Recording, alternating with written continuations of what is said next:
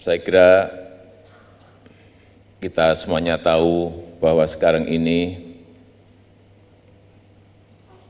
tekanan ekonomi global, tekanan eksternal terhadap negara kita betul-betul semuanya merasakan. Tapi juga bukan hanya negara kita, bukan hanya Indonesia saja.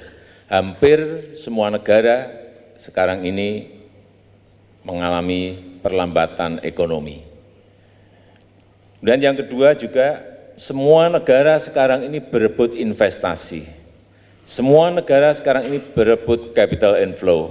Semua negara berebut arus uang masuk. Semuanya berebut. Dan perebutannya betul-betul sudah, kalau kita lihat, sangat sengit sekali. Termasuk negara kita juga sama. Merebut investasi sebanyak-banyaknya, merebut arus uang masuk sebanyak-banyaknya, merebut capital inflow sebanyak-banyaknya dari luar. Padahal masih banyak sekali uang kita sendiri yang berada di luar. Catatan yang ada di Menteri Keuangan, 11.000 triliun. Jangan ditepuki. Karena yang ada di kantongan saya 2 kali lipat lebih dari itu. Dan ini patut kita syukuri bahwa sampai hari ini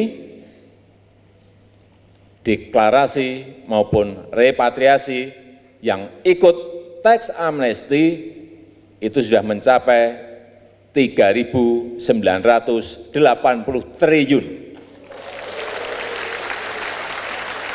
atau 33% dari PDB kita, kurang lebih.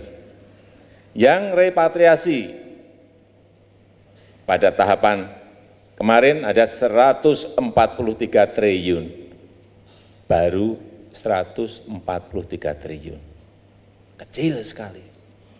Dan perlu saya informasikan juga, dari total wajib pajak kita, kurang lebih 20 juta wajib pajak kita, yang ikut tax amnesty itu baru 481.000. Hanya 2,5%. Misalnya di Sumatera 2,1%, di Kalimantan 1,8%, di Sulawesi 1,1%, di Jakarta 7,2%, ini dicampur Bali, NTT, NTB, Maluku, Papua 1,8%, kecil sekali, masih kecil sekali. Oleh sebab itu, kenapa saya datang sendiri untuk menyampaikan ini. Sudah datang sendiri pakai jas lagi. Nah, biasanya kan nggak pernah saya pakai jas. Biasanya pakai baju putih udah, mau ke kampung, mau ke desa, mau ke pasar, mau kemana pun pakai baju putih. Ini khusus untuk tax amnesty saya pakai jas.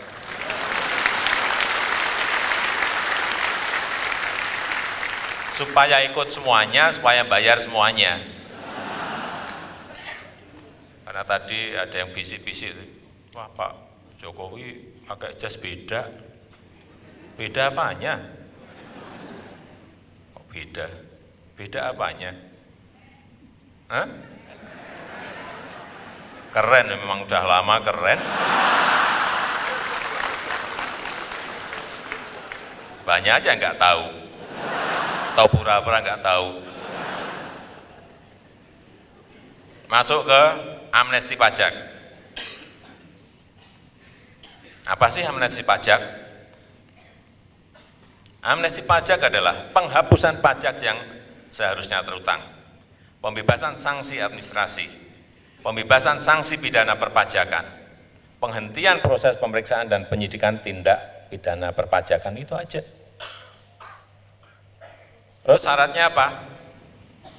Ya kita ungkapkan, harta kita yang masih kita simpan, yang masih kita sembunyikan. Terus ya sudah membayar uang tebusan. Hanya itu saja, nggak ada yang lain. Yang dulu belum disampaikan ke SPT, sekarang sampaikan sudah. Dan tebusannya untuk yang periode kedua masih sangat murah sekali. Periode pertama 2%, periode yang kedua ini 3%, murah sekali. Kita sudah menyiapkan investasi-investasi yang bisa dimasuki jangka pendek, yang portofolio, misalnya SBN, surat berharga negara, sun, sukuk, obligasi, saham, reksadana, semuanya ada.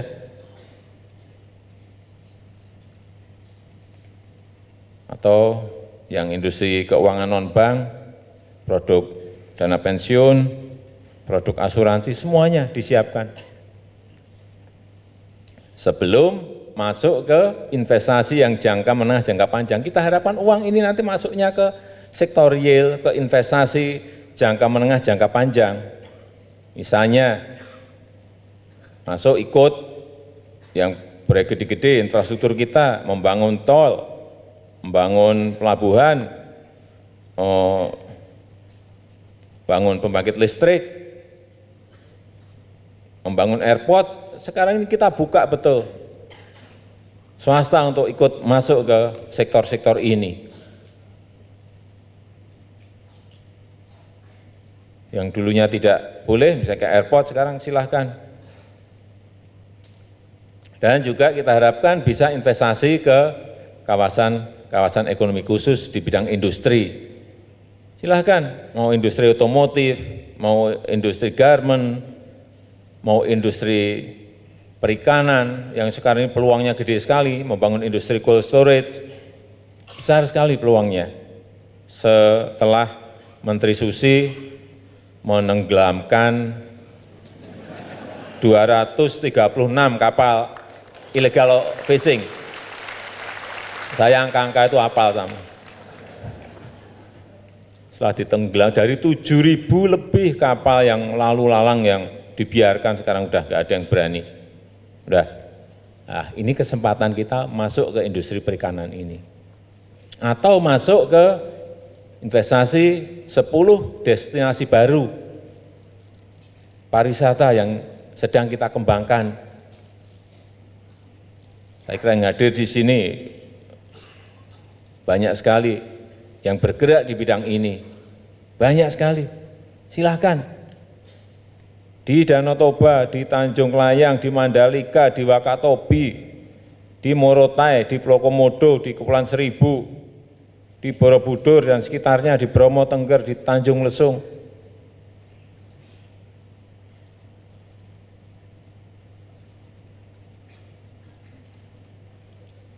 Tapi ini kan berbeda dengan Bali. Nggak ada yang bisa mengalahkan Bali.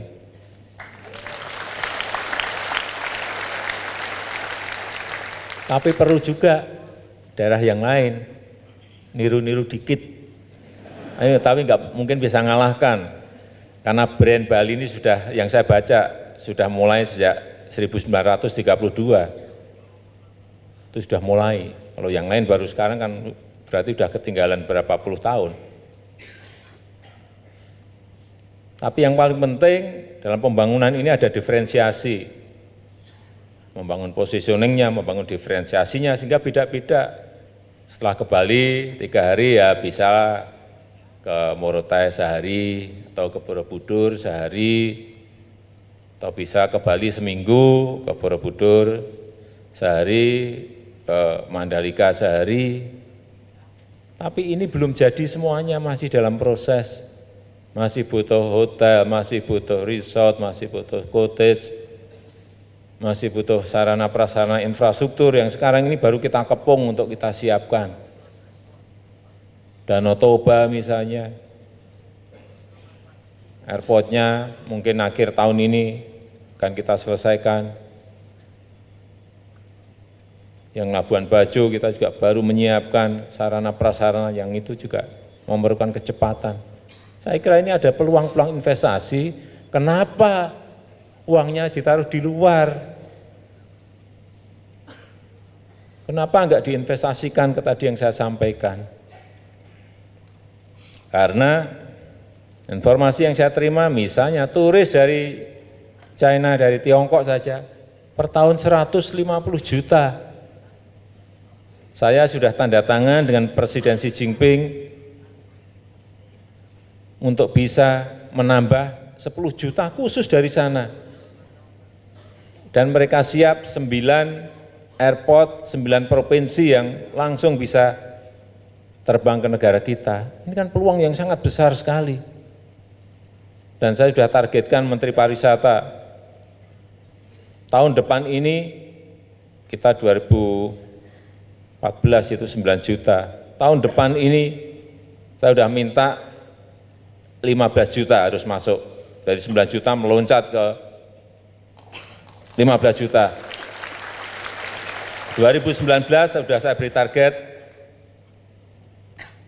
20 juta. Kalau nanti 2019 enggak bisa 20 juta ya dicopot. Iya kan? Kita kalau kerja memang beri dengan target-target seperti itu, targetnya konkret, targetnya jelas. Sekali lagi saya mengajak Bapak Ibu dan saudara-saudara semuanya untuk ikut tax amnesty ini, gunakan kesempatan ini, karena ini enggak mungkin ini terulang lagi, percaya saya, enggak akan terulang lagi ini.